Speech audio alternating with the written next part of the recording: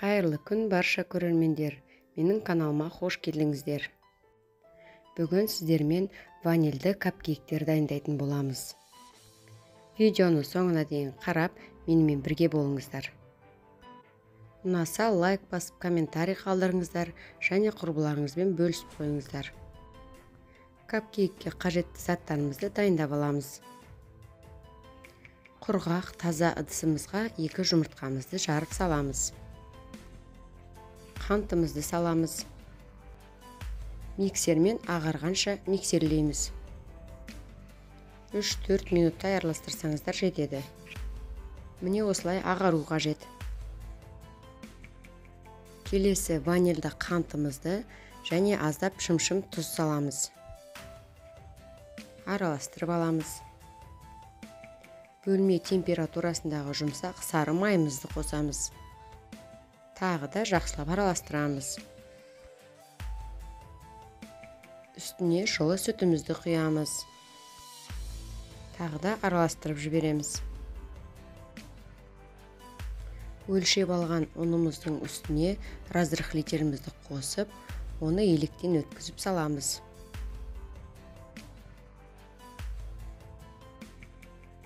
Жақсылап миксерлейміз.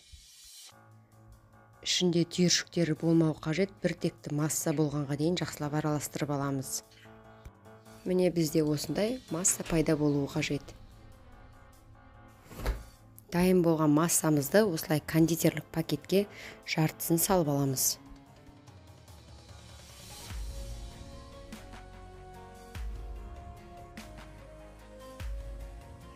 Кондитерлік магазиндерде осындай капкейктерге арналған капсулалар болады. Противенімізге осыларды тізіп аламыз. Бізге 18 штук қажет.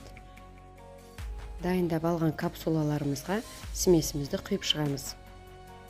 Капсулаларды өте толтырмай, жартысына дейін ғана құйғанымыз дұрыс.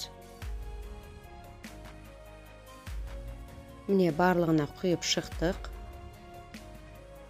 180 градуста қызып тұрған духовкамызға 20-25 минутқа пісіруге жібереміз. Енді бетіне жағатын кремін дайындап аламыз.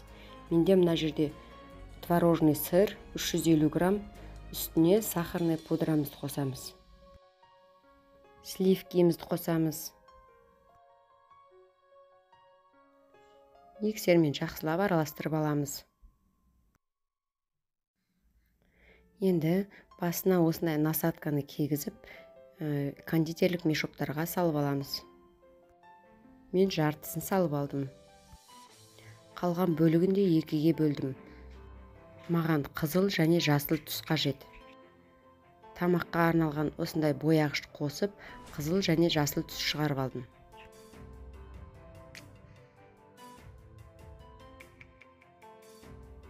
Оларды да кондитерлік пакеттерге салып аламыз. Міне біздің капкейктеріміз пісіп шықты.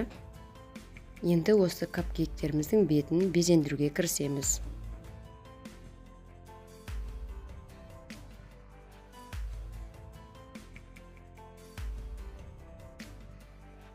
Дүкендерде осындай посыпкалар сатылады, соларды да алып шашсаңыздар болады. Міне біздің капкейктеріміз әдемі безендіріліп дайын болды. Ұнаса менің каналыма тіркеліп, қоңыраушаны басып қойыңыздар. Алдымызда жаңа жыл мерекесі келе жатыр. Сол кезде осы капкейктерді жасап дастархандарыңызға қойсаңыздар, сән беріп тұратын болады.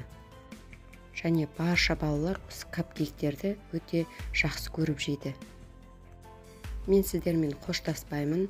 Алдыда әлі де неше түрлі қызықты рецепттер салатын боламын. Менімен бірге болыңыздар. Рахмет.